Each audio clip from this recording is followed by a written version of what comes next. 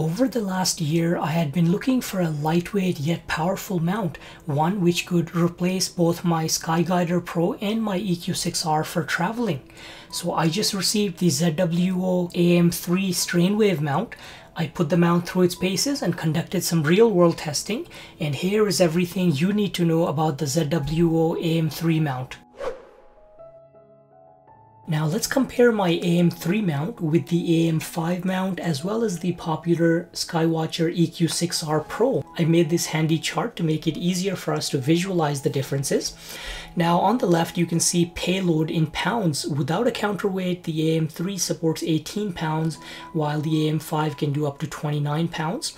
And the EQ6R Pro, of course, cannot be used without a counterweight. For the payload with the counterweight, AM3 can take up to 29 pounds, AM5 44 pounds, and the EQ6R Pro, again, the same, 44 pounds. Comparing the weight of the mount head alone, the AM3 weighs 8.6 pounds, the AM5 weighs 12 pounds, and the EQ6R Pro weighs a hefty 38 pounds. With the standard tripod, which in the case of the Skywatcher EQ6R Pro is the large 2-inch steel tripod, and for the AM3 and AM5 mounts are the normal carbon fiber tripod, the ZWO TC40, which again are not included and you have to buy them separately, but they are a very good match for this lightweight mount.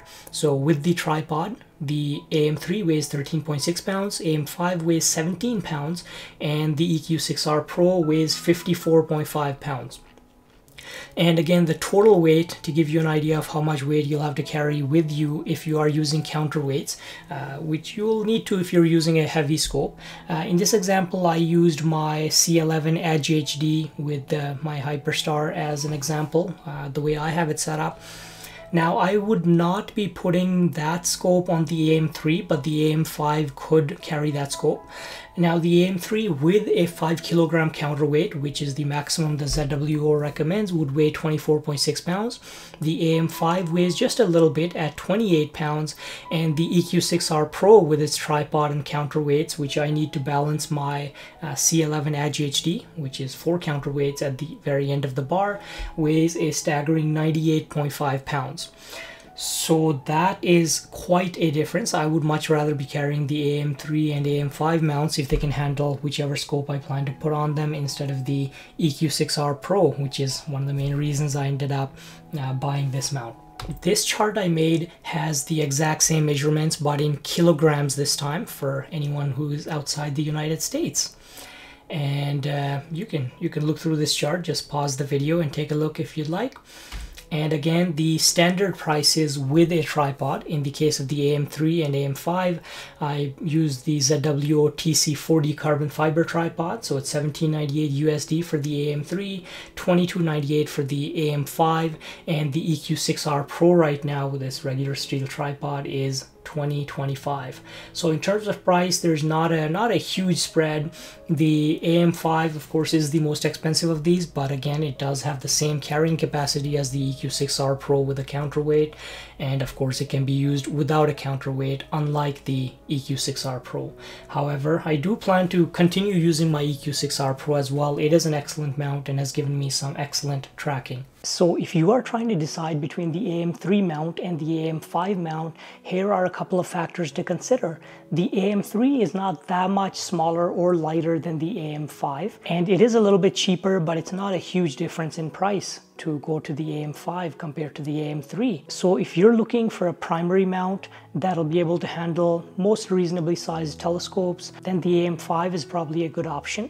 However, if you're looking more for portability or something to travel with, then the little bit of a size difference between the AM5 and the AM3 can make a big difference. I already had a couple of other larger mounts. However, I was looking for something that I could take traveling with me on the plane, something that would fit in the carry-on easier. So previously I was using this mount. This is the Ioptron Skyguider Pro, but now that I wanted to use a cooled camera which has smaller pixels, I didn't think this would be able to do the job. Also, I was getting tired of not having go-to and plate solving and all of these other things that I've now gotten used to. So as you can see, the AM3 fits easily in my carry-on, and there's plenty of space over here for any sort of cables or a battery pack or anything else that I might need. The only thing that would not fit in the carry-on is the tripod, but the tripod I can put in my checked baggage. I feel like the AM5 being a little bit bigger might not fit in here as well. So that's primarily why I ended up going with the AM3. And as you can see, there are no counterweights anywhere over here. That really simplifies the entire process for me. I've set my guide exposures to 0.5 seconds, which is the recommended time for harmonic mounts. You can't use long guide exposures such as 2 or 3 seconds as we did with normal equatorial mounts. Declination backlash, not too much, pretty manageable. Yeah, that's following the axis pretty well, so not bad. We can probably streamline that a little bit more. I'll apply the recommended settings. I'm going to send it over to Messier 13. Okay, let's check go-to performance. Yeah, M13 is not too far off from the center, so that is pretty good go-to performance without any plate solving. Pretty happy with that. I'm glad I leveled the mount before. Let's take a look at the guide graph itself and see how it's guiding. It looks like the total RMS is about 0.5 arc seconds per pixel, which is phenomenal. And looking at the stars themselves at 100% magnification, the stars look very round, very nice. And you can even see that tiny little galaxy to the left of Messier 13. Now let's take a more detailed look at my guide log and see how it actually performed for long-term guiding over the night. I was using the ASCAR FRA 300 as my main telescope, which has a focal length of 300 millimeters, and the camera was the 2600 MC Duo, so I was imaging at a resolution of 2.59 arc seconds per pixel, and my guide resolution was 2.75 arc seconds per pixel. Now looking at the calibration, you can see that the axes are quite perpendicular to each other, so that is good. Now if we look at my main guide graph of the night, where I guided for 2 hours and 37 minutes continuously, we can see that the guiding overall looks pretty good. RA in total was 0.36 arc seconds per pixel. My deck was 0.29 arc seconds per pixel, and my total was 0.46 arc seconds per pixel, which is just amazing performance, especially over a time of 2 hours and 37 minutes. So that shows that this mount is capable of sustainably guiding for long periods of time with a high degree of accuracy.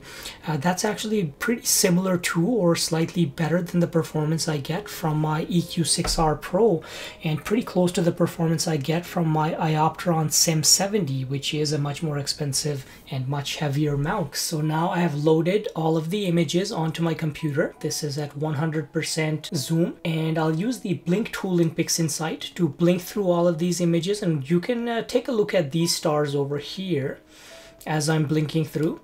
And as you can see, the stars are perfectly still. I'll zoom in at 200%. You can see this odd looking pattern in the background, but that's just because these are undebarred files.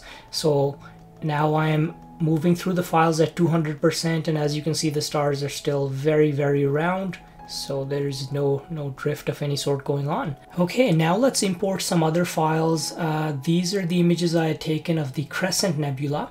The previous images that you saw of Messier 13, the Hercules cluster, were just 1 minute exposures, whereas these images now are each 10-minute individual exposures, so that is 600 seconds. So this will give us a better idea of how the mount guides for really long exposures. As you can see, I'm flipping through the images, and the stars still look very round. I'm not noticing any issues there. Let's zoom in at 200%, check the tracking. You can take a look at these files.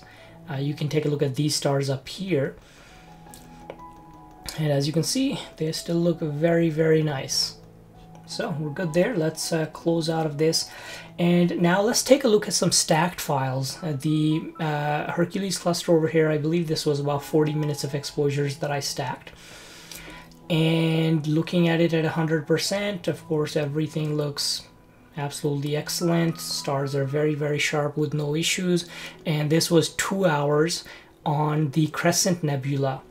And again, as you can see, very nice image. This was using the IDAS NBZ2 filter, which I had reviewed previously. And as you can see, Even in just 2 hours, it captured a lot of nebulosity, especially considering I'm in a roughly Bortle 7 location. So I hope you found that review helpful. If you have any comments or questions, I would love to hear them in the comment section below. And if you're thinking of buying one of these mounts, please consider using any of the affiliate links in the description of this video. I don't have any Patreon supporters or sponsors for my videos, so the affiliate links really help out my channel if you use those. Again, thanks for watching and clear skies.